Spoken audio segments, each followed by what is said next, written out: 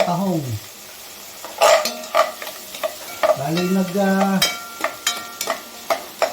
nag-isa na ako ng luya, kamatis, sibuyas. Iuna po muna natin itong papaya. So medyo matigas-tigas ano yun ito. Kailangan medyo palambutin muna natin. Kasi po yung tahong na nabili ko ay masyadong sensitive. Dinidilaan mo pa lang, bumubuka na. Ay, wala pala tayong patis. Ayun lang. Asan? Okay. Ito pala. Anong tama? Sige, may patis tayo. Para tayo magtitinola lang ng ano rito, ng tahong. Na may papaya. Tama-tama, no? Papaya at tahong. Ang magkaray. Ito na po ang tahong.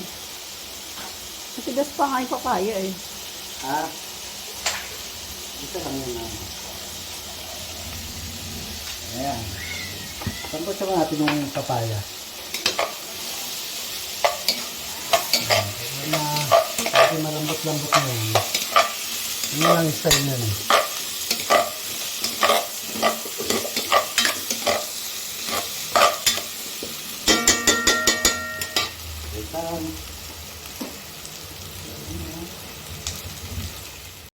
Lagyan na natin itong kasunod na nga yata.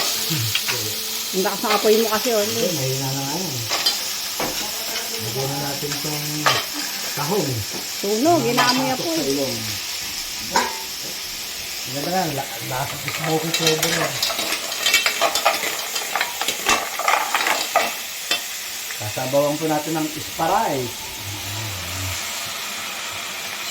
Mati lahat.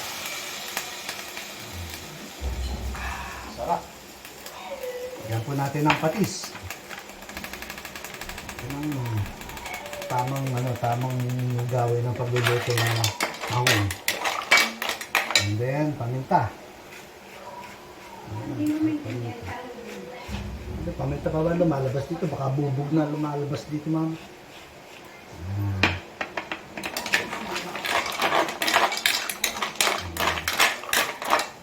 Wala po tayong ginagamit na betchin dyan. All natural. Tayo gagamit ang betchin. Tamang pampasarap lang.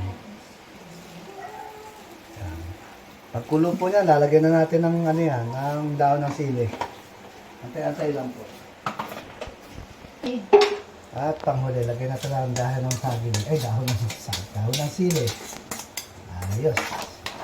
Yan ang isa sa pinakamasarap na pagkakaluto ng tahong. Ang tahong pumasok sa ilong. Ang ilong pumasok sa tahong.